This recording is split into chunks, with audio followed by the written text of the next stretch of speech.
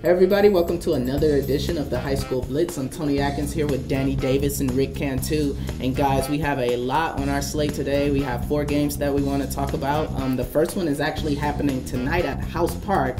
Anderson versus McCallum. Who you got? It's a Taco Shack Bowl. It's a huge rivalry game. Happens every year between these two schools.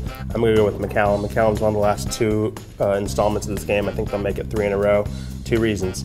Saving Cannon, if you watched our video earlier this week, he's the player I picked as our preseason All-Central Texas MVP, coming off a 2,000-yard rushing season. CJ Jones, their running back, coming off, he rushed for over 1,000 yards last year. 1 + 1 equals a lot of yardage in my book, so I'm going to go with the McCallum Knights.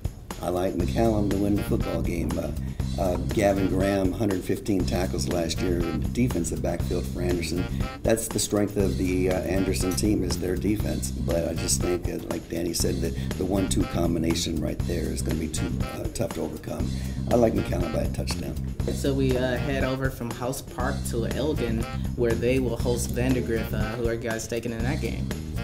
I'm going to go with Elgin. I'm going to go with the home team. Elgin's coming off a pretty good season. Have a new coach in Jim Garfield. Kyle Snell got a little bit of playing time and had to start for them in their playoff game against George Ranch last year. Colin Snell is a great two-way talent. He's a good linebacker, also to Texas talent type of linebacker. He's also a wide receiver, caught 8 touchdown passes last year. So I think the Snell brothers are going to do enough to sneak by Vandergrift, but that might be the closest game of the weekend. I'm going with Vandergrift. I just think that they've been improving under their coaching staff for a couple of years now. Jamie Hudson comes back as a quarterback. That's always a big deal when your starting quarterback is back. He threw for 2,300 yards last year. He's a big-time player at this level. And I just think Vandergrift has just more good players. Bottom line, they're going to win the football game. So we have LaGrange versus Liberty Hill. Who are you guys taking there? I'm going to go with LaGrange. LaGrange was a state semifinalist last year, have some talent returning from that team. One name to keep your ears open for, Braylon Hutchinson. Rushed for over 1,100 yards last year, didn't hit 100 carries because he was playing on both sides of the football, so they limited his carries. He's probably going to be a wide receiver in college.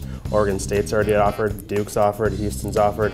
Pretty good for the 4A level, and I think Liberty Hill is going to have a little bit too much of him on Friday night. I do know that he averaged 11 yards a carry last year, and it's pretty amazing.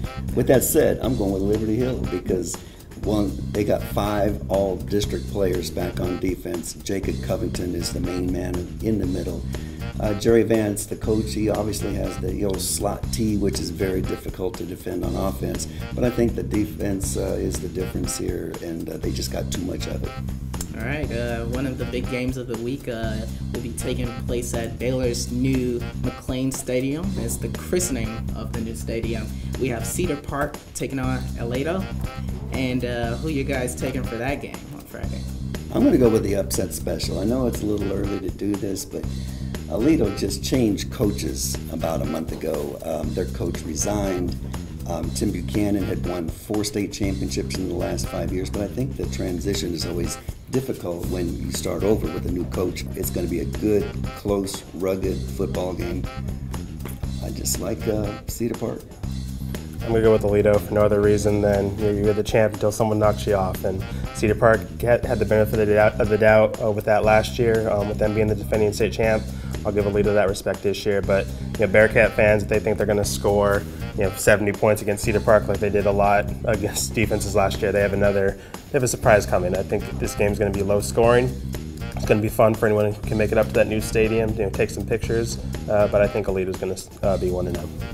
All right, guys. Well, those are the 4 games we have on our slate for this week. Tonight, be sure to catch Anderson and McCallum.